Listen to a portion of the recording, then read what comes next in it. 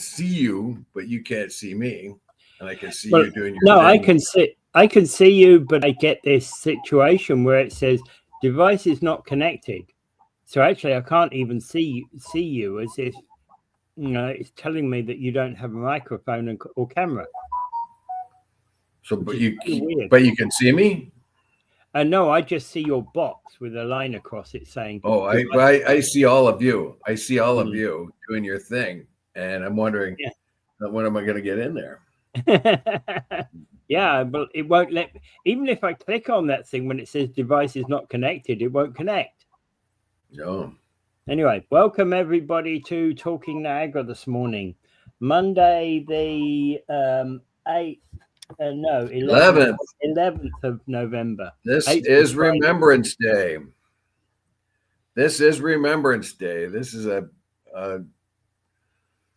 holy day almost, because this is the day we give reverence to those who fought and lost their lives, particularly, but all the others that went off there and came back damaged one way or another, physically or mentally, from war. And it's a very, very important day that we keep remembering this. With all the new immigrants coming into the country, they don't get it. I don't see them with flowers on at all, poppies. I don't think they get it one bit. It is a thing that will probably be nearly forgotten in another generation, I think, because they just don't understand the sacrifice that was made. And I suppose that's all right in the long run. The job was done. Is it all right in the long run? I don't know that it is. Well, that's just something. I don't. If we forget what happened in the Second World War, particularly what happened with the death camps, etc. Well, we can't get half Canadians don't know about the War of 1812, for crying out loud, and that was our defining moment. Yeah. So it's just one of those things that gets lost if you don't teach it in schools too. And then you get people that say, "Oh, we can't observe it." Remember that NDP candidate that wouldn't wear a poppy because she felt that it was something, a nod to war or something like that. She really didn't get it. Seriously, it was about the boys that went over there and died. It wasn't about war. It was about the sacrifice they made. Yeah, well, in a way, I understand, because it's actually the war machine that I don't like. Well, any one of those vets, like for an NDP person that did that, for any one of those vets that came back, they would have told you the same thing. War is hell. Nobody likes war. Yeah. There is not a whole lot of glory in war. No, I was just about to say, whilst I accept her viewpoint, it's the people that went to war. It's the individuals that went to war that get hit and hit and suffer the worst because of it. Yeah. Right? War, the government and the war machine is what I have the objection to. Yeah. Oh well. Yeah. Well, it's who starts the war. I got a whole lot of anger for. This Ukrainian war need not have happened. What's happening in Gaza is just lost. Lest we forget. Thank you, Peter Biker, Randy. Good morning, gentlemen. Well, one of us is a gentleman, and Mike Cushman says, "Well, I don't know about you. I don't know about you." Morning, Mike Cushman. It's time for a moment. It's time to take a moment to reflect. Fine. Okay. And yes, indeed. At 11 o'clock today, wherever you are, have a moment of silence if you can. We were able to do that in some of the factories I work with and everything. They would come over an announcement and they would tell you, in a few minutes that they're gonna hit a little alarm. They'll tell you it's 11 o'clock. So if you could stand and give a moment of respect if you were in a safe place. remember, remember, Dave, Don Cherry got fired for those people. Yeah. Well, seriously, you see a lot of immigrant kids coming in, and you don't see them wearing that. I go around every week to all the different stores. Yeah, I don't see. The only people that wear I would say poppy wearing has probably been on decline since the 90s. Well, like I said, there's a lot of people that don't get it. Are you going to get Serbians, Croatians? Are you going to like they if they were hip and understood? No, their idea of the Second World War is completely different. They're you'd get the Allies doing it, but well, not the Americans. They don't do that. But even though they like the poem, they use the poem fairly often, but of Flanders Fields, but they don't use the flower, the poppy. But I think what's a kid from South Asia going to do, right? Yeah. It's not going to make any connection with him at all. Yeah. Canada doesn't mean a country that went off to war for freedom. It's a country of economic possibilities. And they might feel a little bit out of place doing it. Are they being pretentious by putting on a poppy? They do in Parliament, but I don't know anywhere else. All right. Okay, so a couple of things that happened in Amsterdam the weekend. So we had Israeli football fans clashing with pro-Palestinian protesters in Amsterdam. So some of the articles say there were two articles there. One, there were pro-Palestinian demonstrators that were detained after a Palestinian rally. But there was, prior to that, there was soccer unrest because Maccabi Tel Aviv were in town playing Ajax of Amsterdam. Now, the thing is, this is, kind of, it's painted up there as a, everything that happened this week, the incidents that have happened this week. But hey, this whole question about Israel and Europe has been one that's been potentially underpinning things. They were let into UEFA in the 80s. They were let into Eurovision, or the European Radio and Television Union, commonly known as Eurovision, in the 80s. They should not have been, in my view, they should not have been. They should have been part of the Asian organizations, not the European organizations. But we let them in, and now what do we get? We get this thing. I think it's Europeans' massive guilt for allowing the Holocaust. I think Europeans are dripping with guilt over that. I get it. West in general, and I think, and they're very, very uneasy about complaining at all about anything Israel does, as we can see in Gaza right now. They can give it lip service. Israel's plea in the 80s is that we need a friendly home to come to, rather than playing all these Middle Eastern Arabic nations, in soccer. Well, I don't know with the television. Yeah, but the main thing about this particular incident, it has been described as a pogrom against Israelis. In other words, the Palestinians and the Dutch people got up, and it was a complete anti-Semitic venture. The PM of Netherlands is hiding her head, saying it's a dark day. However, Sky News had the one of the initial reports on this, and it clearly showed that the Israeli hooligan-like football fans were the ones that started it. They were going through town, ripping down Palestinian flags that were hanging up in solidarity with the Palestinians. And meanwhile, the city had banned any demonstration, any pro-Palestinian demonstration while this football game was going on, and that was being held to. But in the stands, during a moment of silence for the victims of the Spanish flood, at least according to the first Sky News report, they have a picture of the Israeli fans yelling and screaming and saying F Palestinians, F Arabs, that kind of thing. Yeah. That's what they claimed.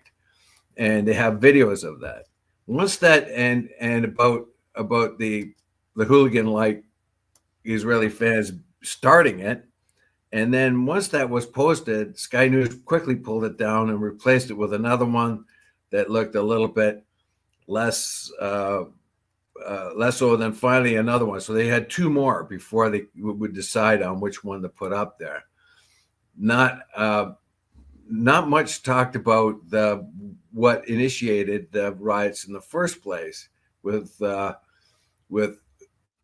fans, Maccabee fans going up and down the streets. Well, to be quite honest, Maccabee Tel Aviv fans down people's Palestinian flags and yelling F Arab, F to Arabs and all that. To be quite honest, this has got nothing to do with soccer.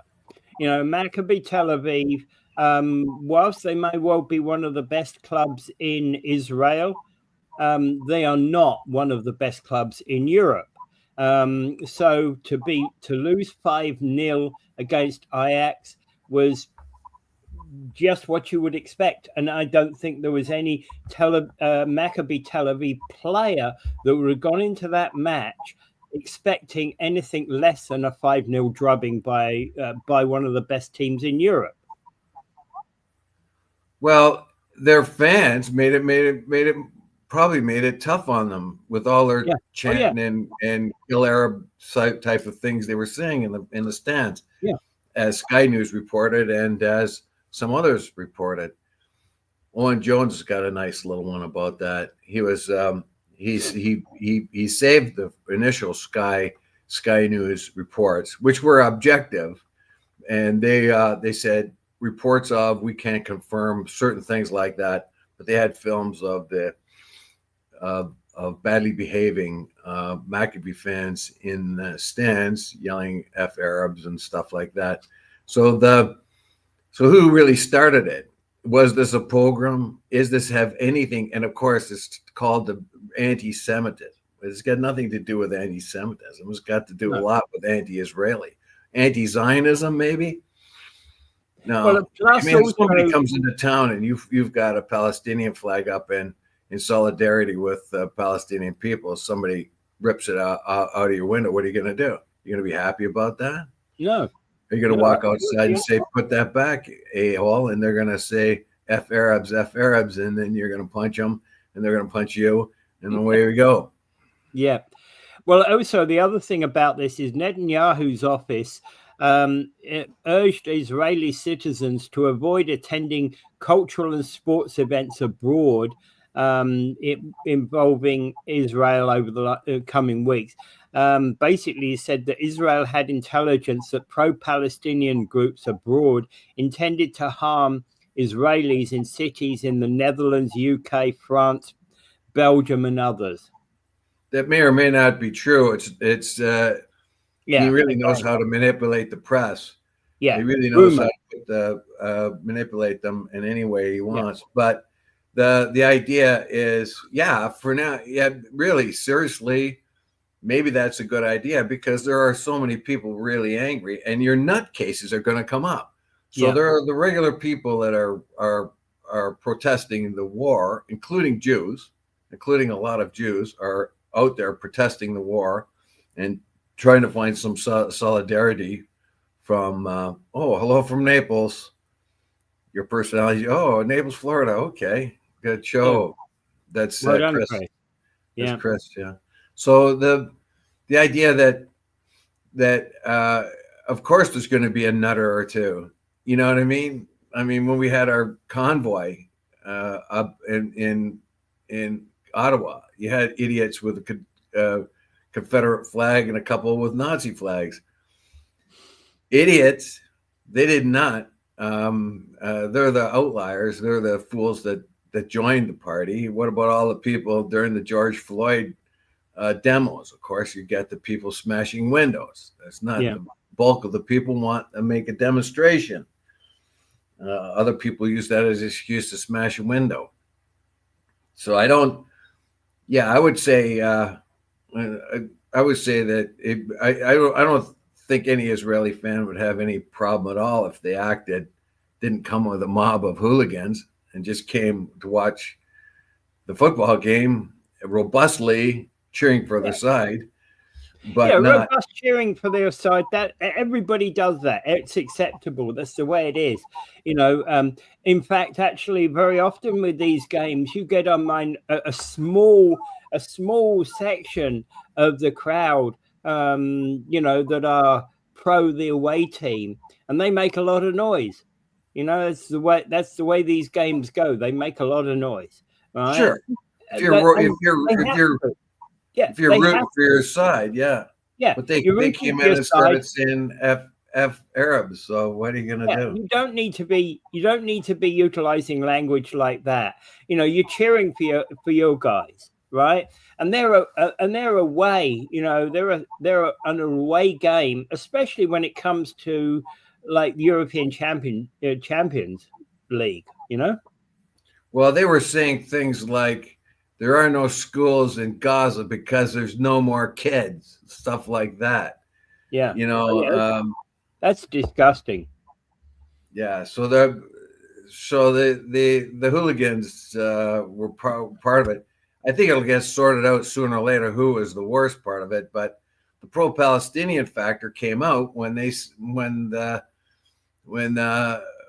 McAfee fans started going into town and yanking down any Palestinian flag they saw that might be disturbing to them, but that was none of their business. They should have left it alone. I'm not going to go into if we had Israeli flags flying, we won't go pull them down. Yeah, exactly. It's like, we've got many people here in Canada have got Canadian flags flying on these slanted flagpoles. It's not a normal thing in Europe, but I've seen a few Palestinian flags. I've seen a few other flags of that on those kind of flagpoles. So it's like ripping those flags down. When I was in Portugal and other places, there was a lot of Palestinian flags in solidarity for the Palestinians. And posters calling for a ceasefire and a stop to the slaughter. Is that anti-Semitic? No. Well, no, it's not. It's basically giving an alternative view upon what Benjamin Netanyahu should be doing. There are all kinds of flags and posters for solidarity for Palestinians, and they're not. Yeah. And they're not being vandalized or anything like that. It is something that people that's not. But then guys like Netanyahu will see that and say, "Oh, that's anti-Semitic," because it's pro-Palestinian, must be anti-Semitic. That's the way he wants to flavor the debate, and because the Europeans are so dripping with guilt for their participation in the Holocaust, they'll always look the other way.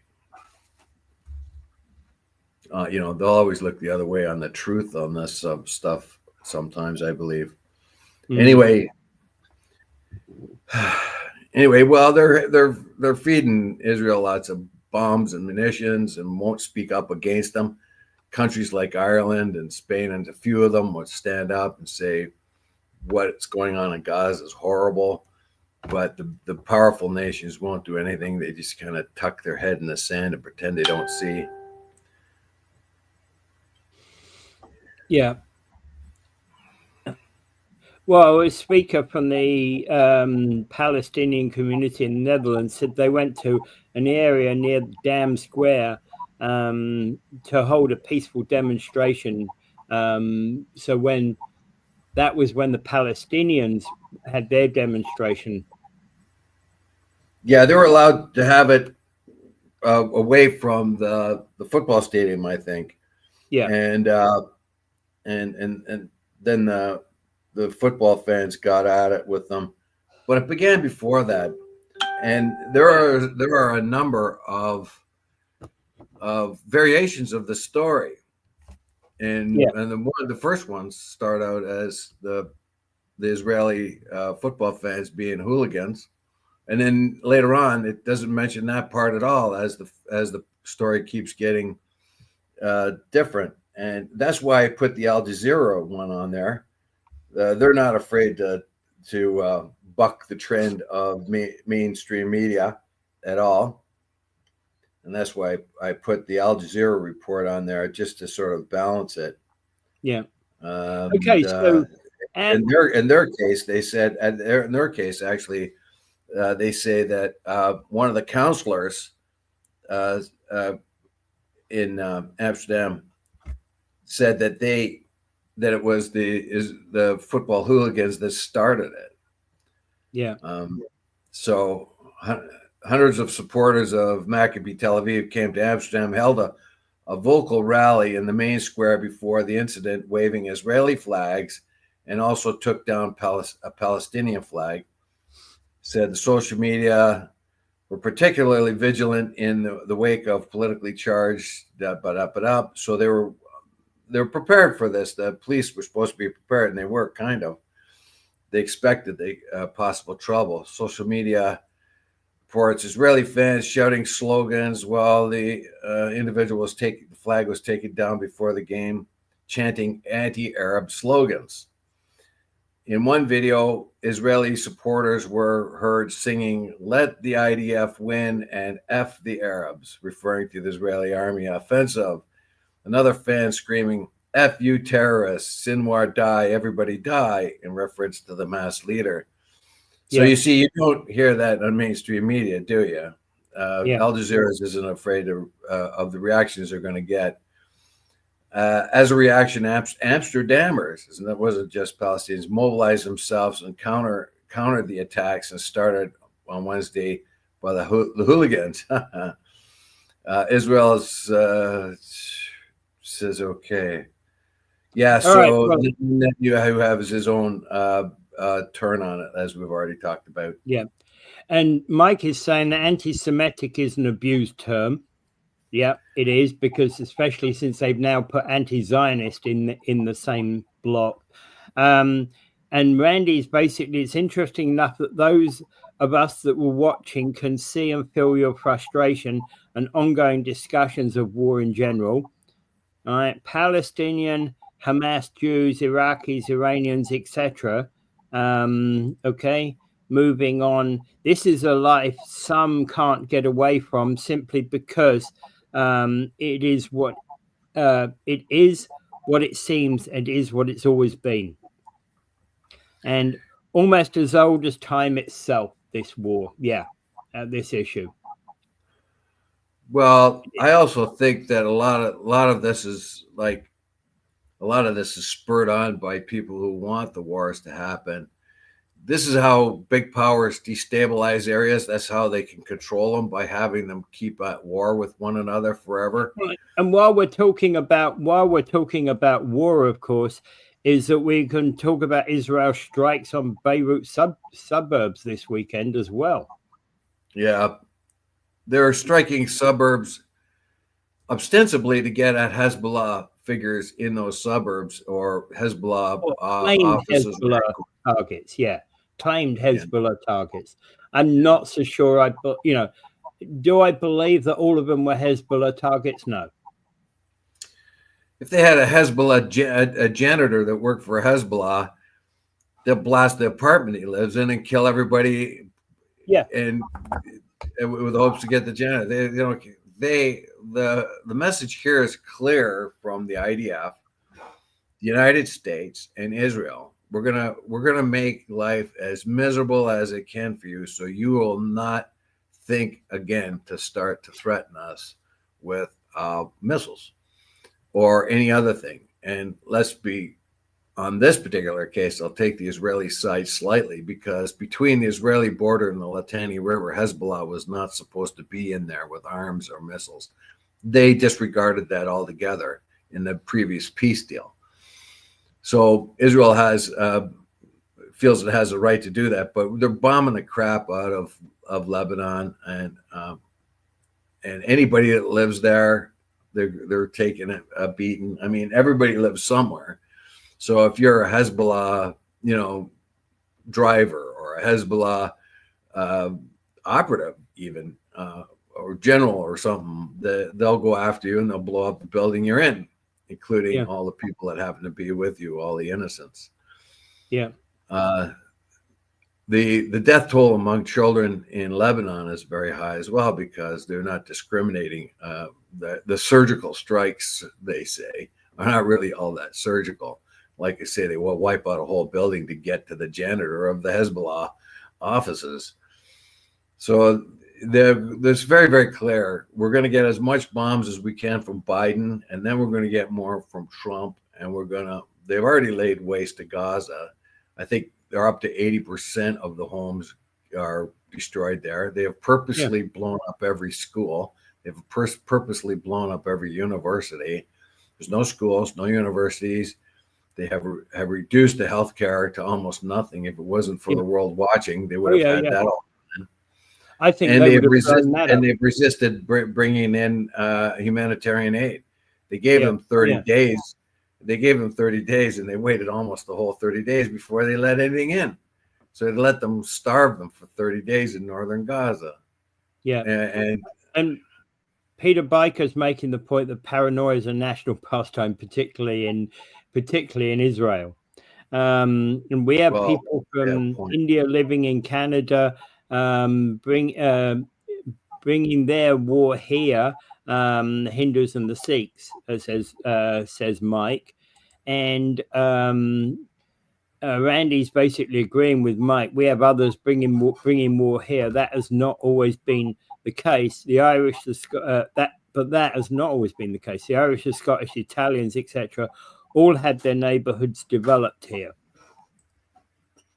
Yeah, and like you go down the old neighborhoods, like I remember as well, right up the old Italian ladies have been living here for 50 years and hardly know a word of English. Yeah, because the men went out and worked, right, and their children went off to school, but the old ladies stayed at home and hung around because they were very, very. That's what women did. They didn't go out of the house back in those days, and they wore kerchiefs over their head and plain clothes, almost very much like very similar to Muslim women who, you looked very plain and wrapped your head around with a scarf and wore plain clothes. Exactly. And that's exactly what happened with, exactly. Like Muslim women of today, the Italian women of the 40s and 50s were exactly like that. Yeah. Headscarves and the works. And basically, you wouldn't even see them or hear them. When I was down in New York in the 70s, so there's so many Jewish women looked exactly like Golda Meir. They dressed like her. They had the kind of net over their hair, so they were kind of like they all looked like Golda Meir's sisters, Okay, so moving back to Canada, the RCMP are on high alert with fears of an increase in migrants seeking refuge in Canada, and this is basically. They're saying as a result of the US elections that we're expecting now a throng of people coming from the US to come to Canada. Yeah, there is this fear. I think it is. I think it's justified because of the scope by which the Trump has said he's going to get rid of the illegal migrants. Now, if you listen very closely, it's not like they're going to throw them out all at once. They're going to search down all the criminals and all the bad actors and all the ones that came into the country recently illegally, get rid of them first. Then they're going to go down to the next level of probably examine each different zone of immigrants. See, remember, there are a lot of places that are using immigrants, like especially meat packing factories and all that. They're all illegals. And the reason why they can get away with it, because the meat packing company will go to a professional provider of employees, and they can wash their hands of anything that comes in and works in their factory. So what they do is they contract out the workers to a company that brings workers in, and they supervise them. And then they can and they can contract that out very cheaply, because they'll be using a lot of Hondurans and giving him $5 an hour and a loaf of bread. So but everybody looks the other way. Republicans and Democrats look the other way, because they all make money on that kind of thing. So they'll have to be very careful. But of course, the fear factor among the 11 million illegals in the United States now will reverberate from one end of the country to the other. And those that can pick up and get out, maybe they'll come here. And my greatest fear, of course, is that our country is going to be full of hungry, roving Haitians eating our dogs and cats.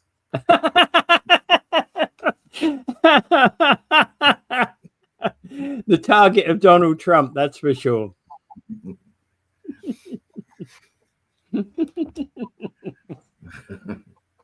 Oh, there goes Fido.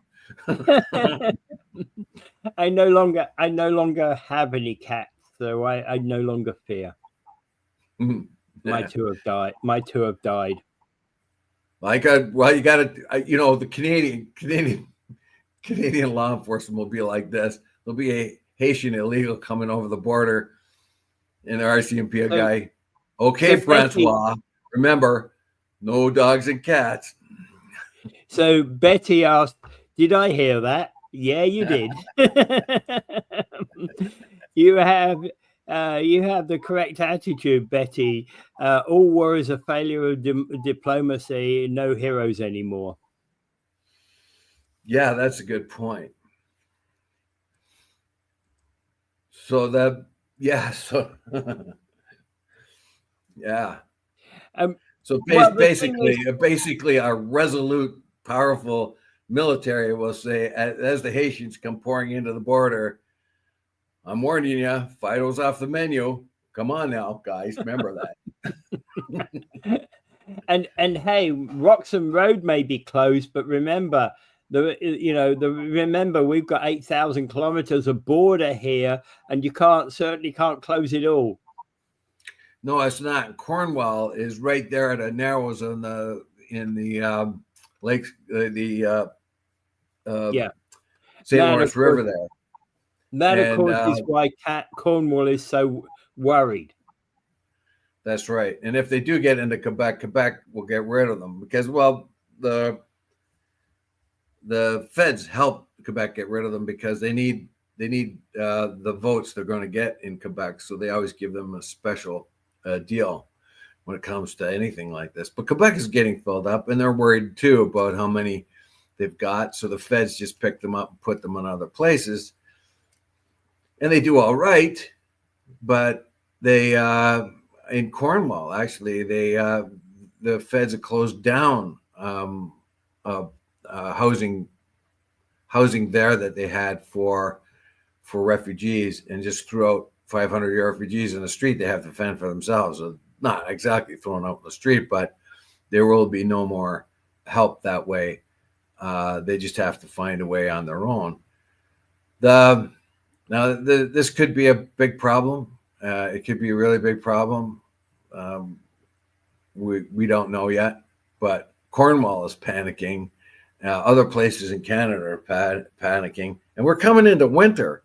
So if they start coming over in the Manitoba border, or Saskatchewan border, or BC border, they have done in the past freeze to death.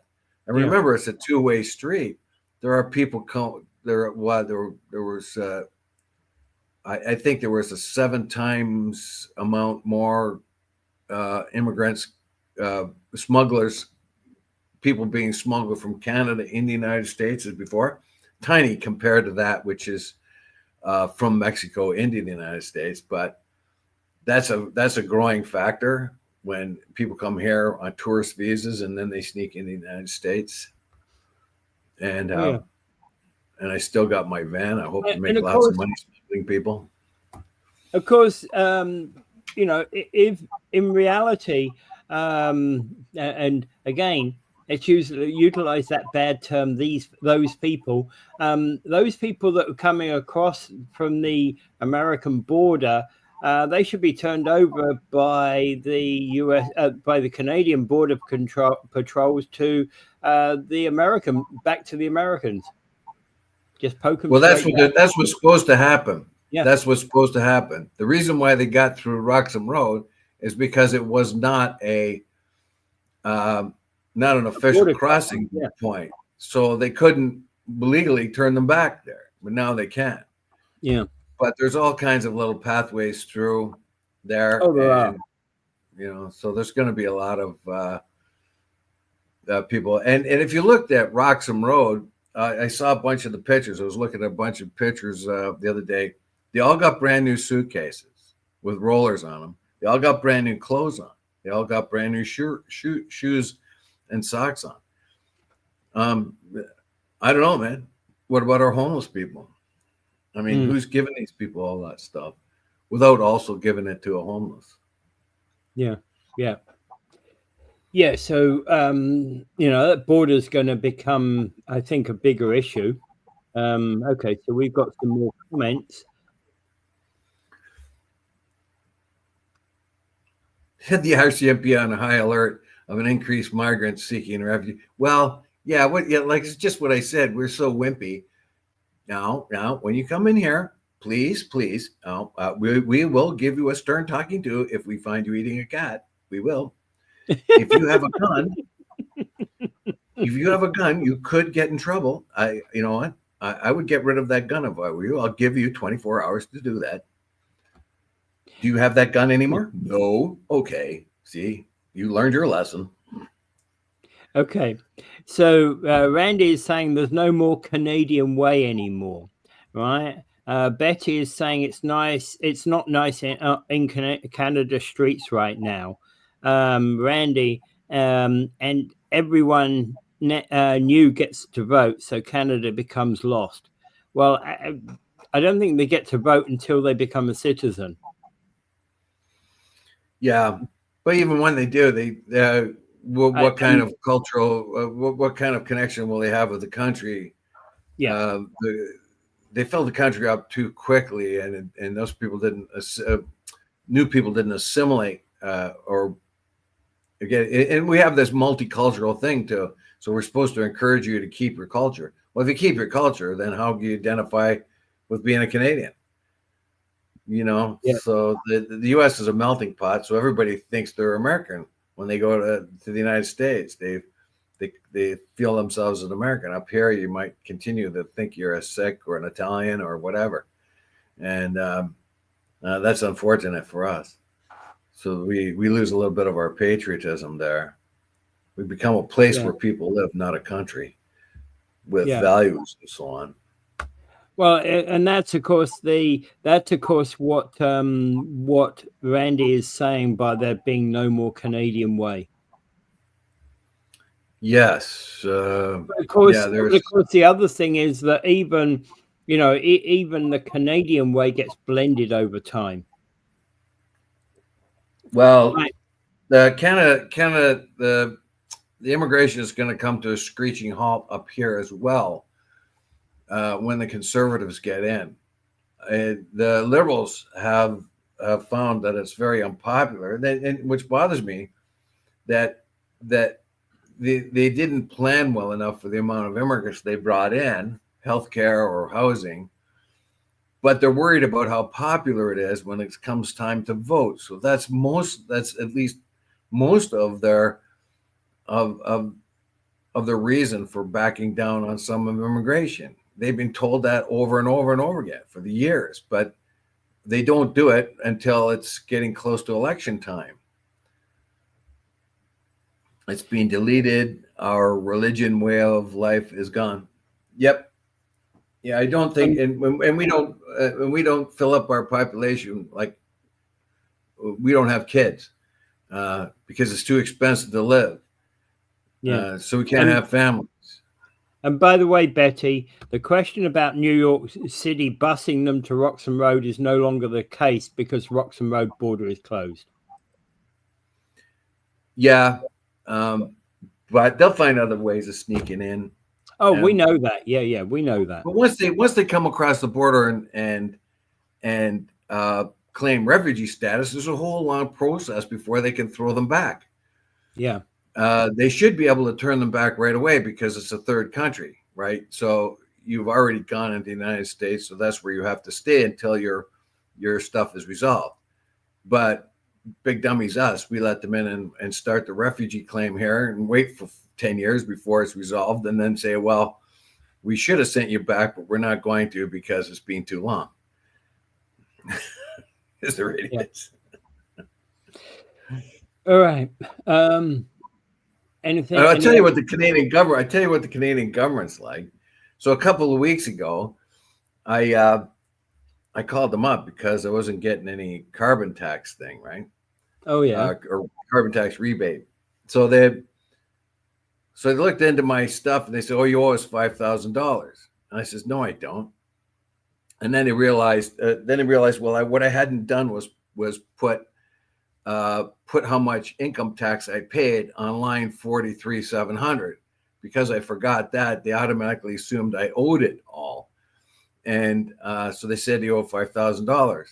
So I talked to two agents. I got a form from them. I sent it, right?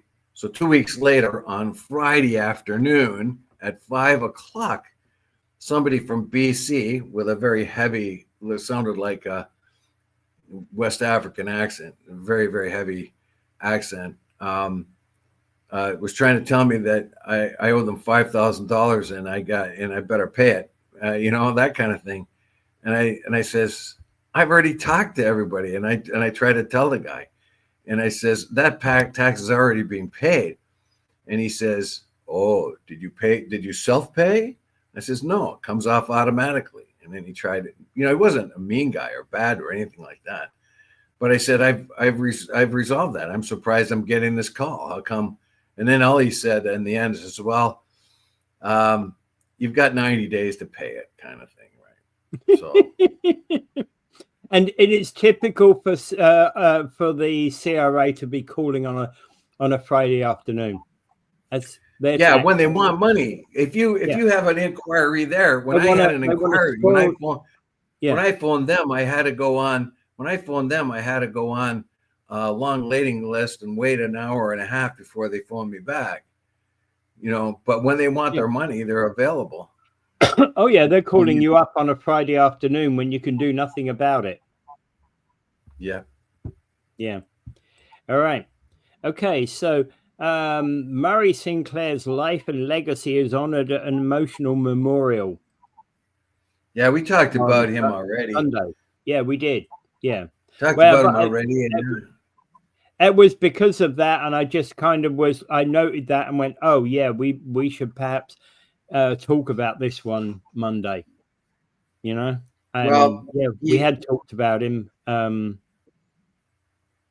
He basically, this is just his send off, and his son and all that. So it was an emotional send off for Murray Sinclair. There's lots of applause, and so they did what they had to do. They died rather young, 73 these days. Justin Trudeau was there, and so on. So I don't know what else to say. That as the chair of the Truth and Reconciliation Commission, Sinclair heard testimonies from thousands of residential school survivors and commission's final report containing calls to action. Curiously, though, they still haven't found any bodies from kids in these From the graveyards. so-called missing kids, yeah. And you see, I've understood because I had a discussion a long time ago before I even knew anything about the residential schools. Really, I had to go look up and find out about residential schools. But when I was introduced about residential schools, they were talking to the fact that there were so many thousands of kids that went missing during that whole process over the years. But there's no tracing them as Yeah, far as I know. the how many kids died. There were the ones that remained on the reservation died at the same or more of a rate than the ones in school. At least the ones in school had some sort of health Medical thing. care. Yeah. Yeah, as dismal as it might be, it was better than what was on the reserve, evidently. And my Yeah. mother can attest to that because she'd had to fly into some of the Indian camps when she was a young lady. She was an assistant to a doctor up there. Yeah. So basically, yeah. So they haven't found a whole lot of these kids. They looked in churches where they expected to see bones in the basement of the churches because that's what the rumors were. They probably got that from the Irish convents where they took care of women that were in trouble, young ladies that got knocked up, and put the bones of the babies underneath. Or for some reason, maybe that's where they buried them, but it was kind of shocking. So maybe they got the idea from that. I don't know, but they never found any. All these indentations in all these fields didn't turn out to be anything. They didn't lie about it. They didn't guard it. They didn't say. They did say we can't find anything, right? So they didn't try to say, well, it's here someplace. We just haven't found it. Right now, they can't find those things. So a lot of those rumors were probably wrong. I think the record keeping was probably fairly good. You know, Margaret Trudeau's maiden name is Sinclair. Yeah, but not from the Ojibwe and the Cree out there. I don't think. Murray Sinclair's life. Yeah, Betty Zoom is strange. Peter Justin does not speak of his aunts at all. It's a strange, Peter, that his aunts are. You mean his aunts are not Indigenous people. They don't really. They're not related to that Sinclair, are they? I don't know. I'm not entirely sure. I don't know enough about this history. Yeah. Yeah. Anyway, Murray's done a good thing, and we're giving him emotional farewell. I hope his work doesn't sort of die off, and things continue to be resolved. We noticed in the United States they're doing the same now. We've been doing it for a few years, 4 or 5 years now, working on residential schools. Trudeau or whoever I don't know which prime minister apologized for it. It might have been Harper, it might have been Trudeau, but they did it for some time ago, and they're just sort of getting on the bandwagon now in the United States. Yeah. And Betty is basically saying there's a lot of hidden stuff here. Yes. Yeah, there's that might not ever come to the surface. It's what she's saying. I don't know. Well, they may have been cruel and they may have been harsh taskmasters, but most of them were human beings. I can't see all the residential school people who ran the residential school people as being mean and terrible. No, they were given a job to bring young kids into modernity, and they probably believed that. And I don't think they let them get sick.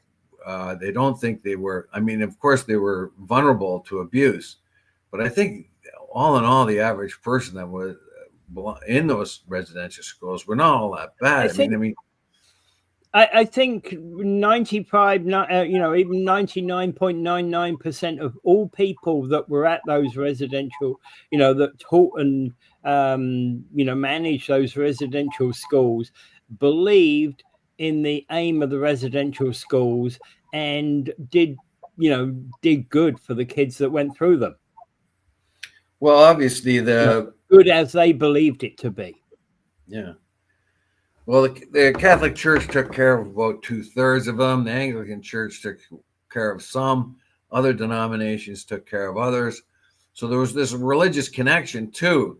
I don't know that it really belonged in there at all. So they may have gotten this overlay of religion. Well, they certainly got an overlay of religion, and that's not a good thing. But but again, even the vast majority of those people were not harmful to the kids. Yeah. I don't think so.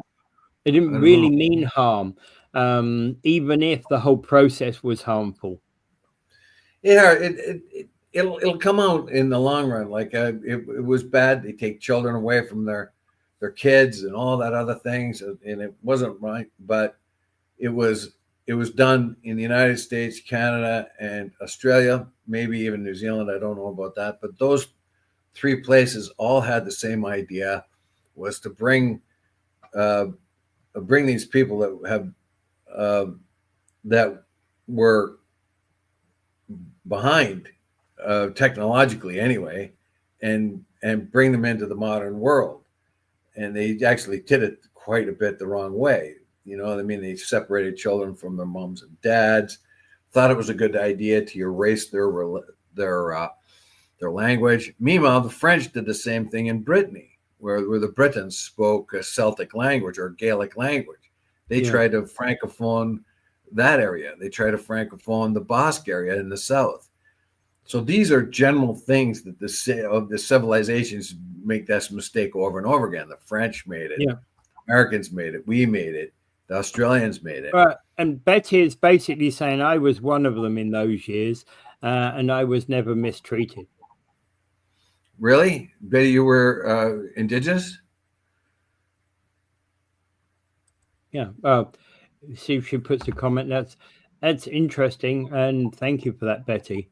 As I said, most people who went to residential schools would not have been mistreated. Yes, she was Indigenous. There you go. Well, what I heard from some, I said was, I meant is. Yes. And I have my a relative of mine has some Indigenous background, and their relatives said they just didn't like it there. They wanted to go home, so they would run away and go back home. And when they got back to school, they would get a strapped. They would get strapped. So they would just hang around, and when they had a chance again, they'd run again. So that was they didn't like being there. They wanted to be at home. Again, the strap was, if you wind the clock back to the 50s and 60s or even earlier, the strap was not uncommon in any school. That's right. It was common in the schools I went to. Yeah, exactly. And in fact, the strap probably petered out in the 70s, really, didn't it? Well, I remember being a little guy and I was trying to describe to my brother, we were watching a movie and Tom Sawyer was getting caned. And we knew that you got the strap at school. And I said, see, nowadays you just get the strap. Back 100 years ago, they would beat you with a cane. They would cane kids in school. They would cane kids in school when I was young. And Betty's saying that's okay. If you misbehaved, you got the strap. That's discipline. And never hurt anybody. What I was saying, I was telling the story that I told, like, my brother and I were watching the movie, and of course they're reliving when they got caned, and I saw sometimes people got whipped on TV. Remember, I'm a kid, and that was long ago, and we only got the strap. So I told my brother, if you go far enough back in time, if you're bad in school, they cut off your head. It made logical sense to me. You only get the strap now. It used to be caned, and before that, you were flogged. So if you go far back enough, way back to Roman times, Right. you're And bad at Peter's civilian saying, head Peter's saying we had the infamous shillelagh at my primary school, met it more than once. Yeah. Well, I've had books crashed over my head. I've been whacked with yardsticks and pointers and that kind of thing. One of my teachers pulled my hair. You ever get the chalk eraser smacking the side of the face? Well, yeah, I've had things thrown at me. But I've had the big heavy. There was a big heavy book. One of my teachers had this big heavy book, and he crashed it on top of your head, and I think my vertebrae are still bugging. I had a French teacher who pulled my hair like this. And so I don't know. Nowadays they lock her up. All I know is I was afraid to tell my father that the French teacher pulled my hair because he thought it would be my fault. I had a boxing name for my family, right? Playing in the boys' side, baseball sister Leia strap, but Kelvin you gave Rose 5 and Gary you give Brenda 4. Kelvin and I said hit me. I said hit me hard. Hit me. Hit sister like a sister. Not did. hit me, sister did. Okay. Yeah. Mr. Gray, my principal was tough, but lovable, says Peter Baker. Amazing. Oh my goodness, Dave. Right. And sorry, long story. Yeah. Okay, that's fine. Okay, so let's move on.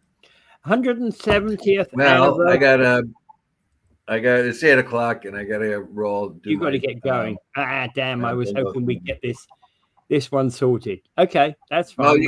Well, why did you do a real quick one? Well, I was going to say 170th anniversary for the former Grimsby train station. They're planning to do an upgrade for this whole area.